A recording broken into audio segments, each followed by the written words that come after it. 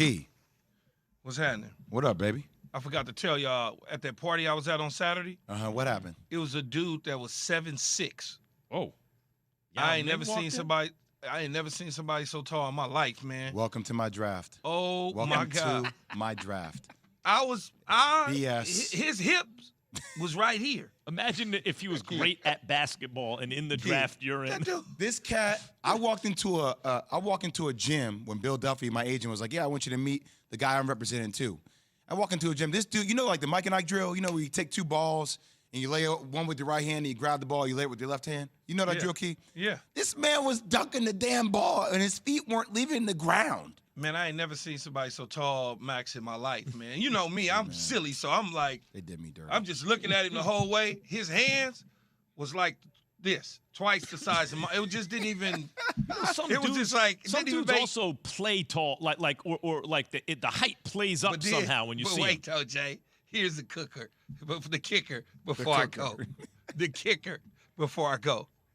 He couldn't play dead the cowboy movie. Oh, big waste of tall. Oh, man, big for no reason. I was like, ain't nowhere in the world. And all I kept thinking in my mind is, how could he ever fit in a car?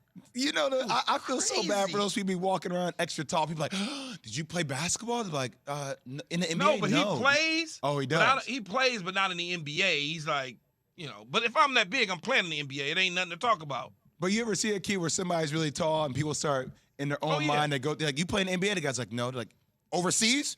No. You know what percentage? College? You know no. what High school? Yeah, you drive a truck for a living? You know the truth? Like, this is a real stat. Like, the percentage of 7-footers in the world playing in the NBA.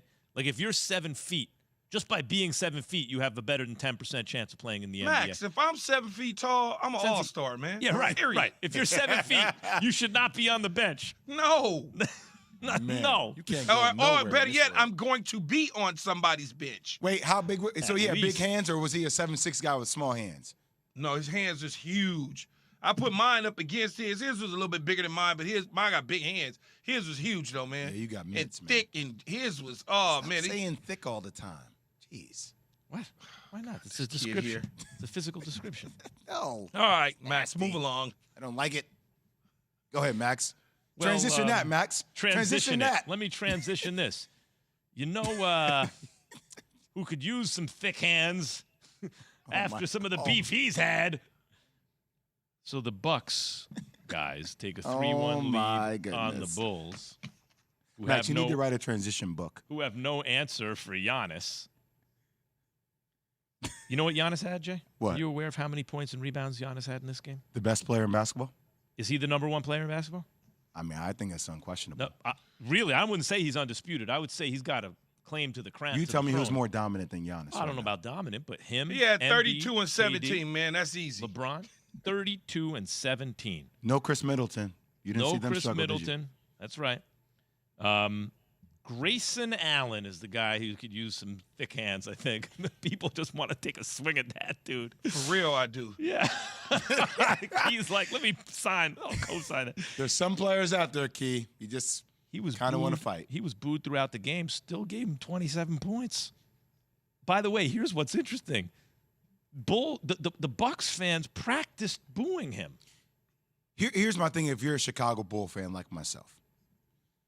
The dude who took Alex Caruso out on a fast break, broke his wrist, is a dude that gave you buckets in Game 3 and Game 4. That gave you 22 in Game 3 and gave you 27 in Game 4.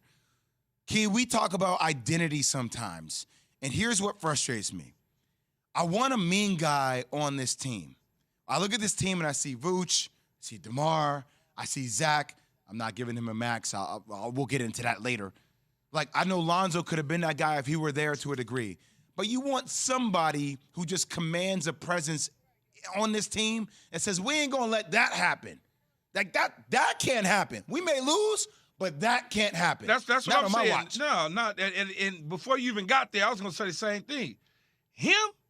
He's not going to score 22, 27. Nah. So I'm going to make sure it's personal now. Every move he make, I'm going to be right in his hip pocket. Every single move is personal, and I'm going to make it personal that way. Just because You did something back in January to my teammate. Not only that, I don't like you. I don't like you. I just don't like you. Exactly.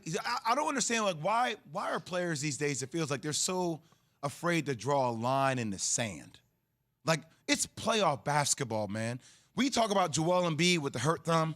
Do you know what the Miami Heat are going to do to his thumb? Right. Every time he gets the ball, slapping down on, hey, yo, this is the way the game is. You know what? Your team allowed us to have reports that your thumb was hurt. It got out there. Okay, you playing? Part of the ball. Part of the ball. So, like, there are little things that you reckon. I don't understand why the Bulls wouldn't. So let me get okay. So let me get all this straight. Okay, what we think about this. Okay, number one, Grayson Allen, you can't let him beat you. You can't let that dude beat you. He knocked Caruso out in January and with the wrist and everything. You can't let that guy go off. His teammates are practicing, booing him in practice just so he gets used to it, right? And he should get used to it. And they let him do it. Okay, that's number one. They probably wanted to boo him. Yeah, right, exactly. It's like, hey, let's tell him that we have to boo him to get him used to the boos. Just an excuse. But meantime, it worked, and he went off. Giannis went off. What can anyone do with Giannis, guys? Is there anything anyone can do with Giannis? Well, everybody talk about the best player in basketball, and I know I said it, so we'll get a chance to see that at the next level. When the Celtics beat the Nets and the Milwaukee Bucks take care of the Bulls, we will see that colossal matchup. And we've talked about before, people have built walls to stop Giannis. We'll see the best defensive schemer, one of the best, Ime Udoka, head coach of the Celtics, scheme with Jason Tatum, Jaylen Brown, Robert Williams, who is back, who will probably be the primary defender for Giannis, and Al Horford, all take their shots collectively against the best player in the world. What Jay is saying, King? Go ahead. No, I was going to say, this is why when Jay says he's the best player in the world, he's number one, no doubt, I'm saying, yeah, maybe he's the best player in the world, but the title's still up for grabs. Like, it's not undisputed. Not up for grabs. But to me, he's got to beat what Jay just said, a great defensive team like the Celtics. Well, that's what, yeah. That's what I was getting ready to get at, Max. I was about to say, not only him, this Coach Bud now has to figure out how to get other people like Drew Holiday and Brook Lopez involved to a point where it's going to lift some of the offensive pressure off of Giannis, because much like Jay said, kind of know what the Celtics might do with the same recipe, sort of kind of that they're doing with Kevin Durant, is now you know that. You know going in, this is what they did to KD to eliminate him. Now they're going to try it with our guy, given the fact that Chris Middleton is sidelined, and now Drew Holiday has to a little bit to relieve some of that pressure away from Giannis. But if Giannis, like you said, Max, gets through this, like somehow kind of navigates his way around it. Mark this down, my peoples. You heard it here on KJM. We were the first show to talk about Steve Nash and some of the questions around his coaching and combating strategies. Last year, before the Milwaukee Bucks won it, I was one of the few people to talking about Coach Bud and some of the schemes. Now, they got it done, but there are a lot of questions around schemes. We're going to get a chance to see where Coach Bud is scheme-wise against what Boston's going to throw out. Budenholzer, like you remember him with the Hawks, and they won, I think it was 60 games, and they got swept. It was swept 4 or 5 games in the first round, right? It's like, oh, wait a minute. But then, it's because he doesn't have the horses. He's a great coach. Popovich tree, great coach.